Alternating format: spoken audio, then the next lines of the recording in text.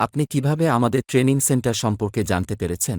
আমি এই প্রতিষ্ঠানের নাম্বার পাইছি অনলাইন থেকে। ফ্রিজের এসির কাজ শিখবো কিভাবে, কার কাছে শিখবো, অনলাইন ঘাঁটতে ঘাঁটতে দেখলাম এই যে স্যারের কথাবার্তা, তারপরে কাজকর্ম দেখা আমার ভালো লাগছে, এই জন্য আমি এখানে আসছি। আইসা যেরকম স্যারের অনলাইনে বলছে এরকম বাস্তবতা পাইছি। ট্রেনিং প্রোগ্রামটি আপনার প্রত্যাশা পূরণ করেছে কিনা?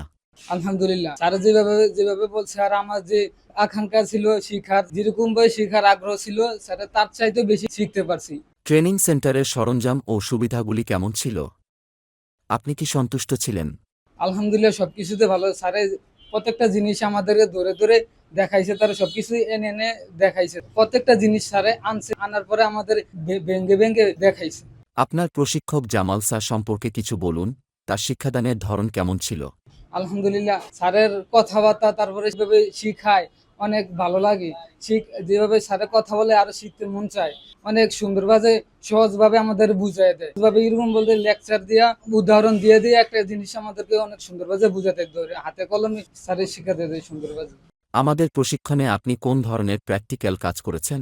আমি প্র্যাকটিক্যাল খাতা কলম স্যারের যেরকম শেখায় এরকম সাইডে নিয়ে প্র্যাকটিক্যাল অনেক ভালোভাবেই শিখতে পারছি।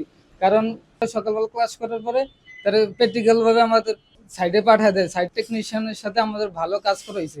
আপনার বন্ধু বা আত্মীয়-স্বজন কেউ যদি এসি ফ্রিজের কাজ শিখতে চায়, তাদের জন্য কি পরামর্শ দিবেন?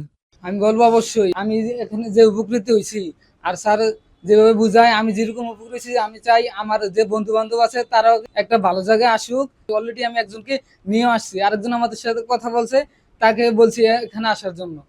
এখানে আসলে আমার মনে হয় ভালো হবে।